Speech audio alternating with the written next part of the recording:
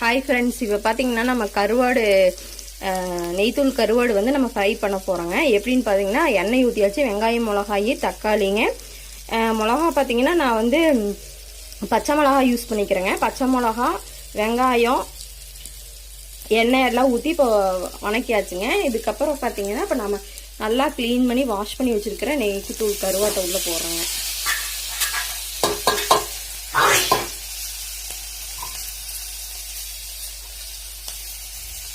போட்டு நல்லா ஃப்ரை பண்ணுங்க.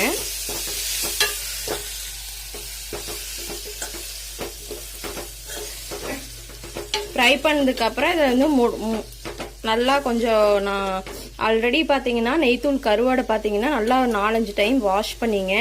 அப்புறம் சுடுதண்ணி வச்சு சுடுதண்ணி ஊற்றி வாஷ் பண்ணியிருக்கிறேங்க. வாஷ் பண்ணிவிட்டு அப்படியே லைட்டாக தண்ணி ஊற்றினா போதுங்க.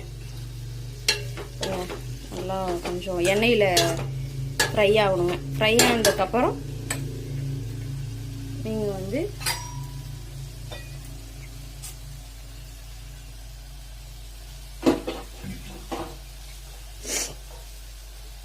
தண்ணி வந்து நமக்கு தேவையான அளவுக்கு லைட்டாக ஒரு வாட்டர் லைட்டாக ஊற்றிக்கலாங்க.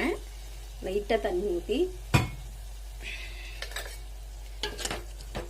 வாஷ் பண்ணி இந்த கருவோடு லைட்டாக வெந்தால் போதுங்க, நல்லாயிருக்கும்.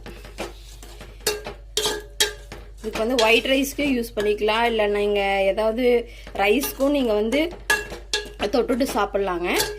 கொஞ்சம் நேரம் நம்ம கருவாடு வந்து கொஞ்சம் நல்லா வெந்து வரணுங்க.